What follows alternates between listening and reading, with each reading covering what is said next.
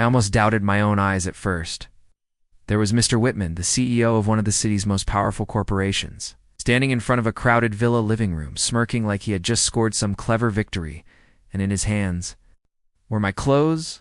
It was the company's annual retreat held that year at a sprawling beachfront estate. The air smelled faintly of salt water and grilled food. Laughter had been echoing all afternoon, and most of my colleagues were loosened up from wine and sun. My husband Mark had joined us for the weekend. He wasn't the flashy type. He never tried to dominate conversations or outshine anyone. He was steady, grounded, content to let me take center stage in my career. Everyone who met him immediately sensed his warmth and humility. We had been in the middle of a silly team bonding exercise when Whitman decided to take things in his own direction. With a loud bark of laughter, he reached into my overnight bag, pulled out a pair of my jeans, and flung them at Mark, as though it were part of the game. "Catch, Mark," he jeered, grinning broadly. "Maybe someday you'll be able to buy her jeans like these instead of letting her do all the earning."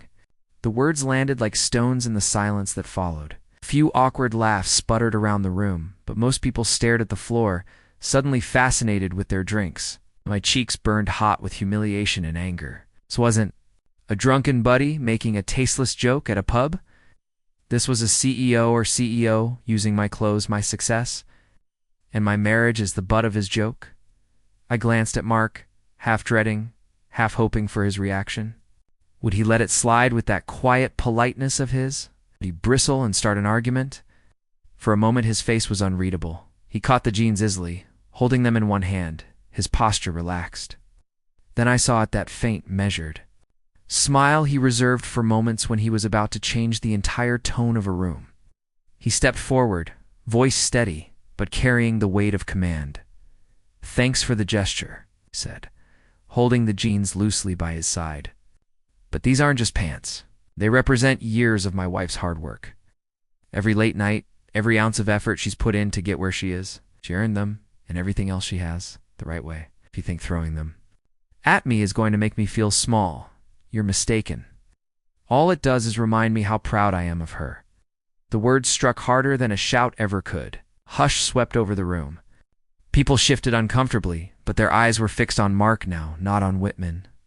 Mark didn't stop there. He closed the gap between them with calm precision, his voice sharpening just enough to carry an edge. "And since we're discussing contributions, maybe this is a good time to mention that my wife was the one who secured that last client deal, the same one that added millions to this company's revenue. Couldn't have done it without her. Everyone here knows it." Whitman's grin faltered for the first time that evening. His bravado cracked, and he muttered, "That's enough, Mark," trying to wave the moment away. But the room had already shifted. Mark turned from him to the others, his tone softening again, warm and inclusive. "We came here to relax and enjoy each other's company. But let's not forget, true success isn't just about titles or volume. It's about the people who keep working in the background. It's the ones who don't need to belittle others, too. Feel important. They're the ones who keep this whole thing running." Several colleagues nodded.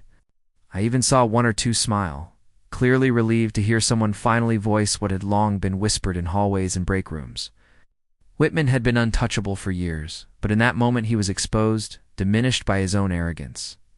Mark placed the jeans back on the chair where Whitman had found them, his movements deliberate and controlled.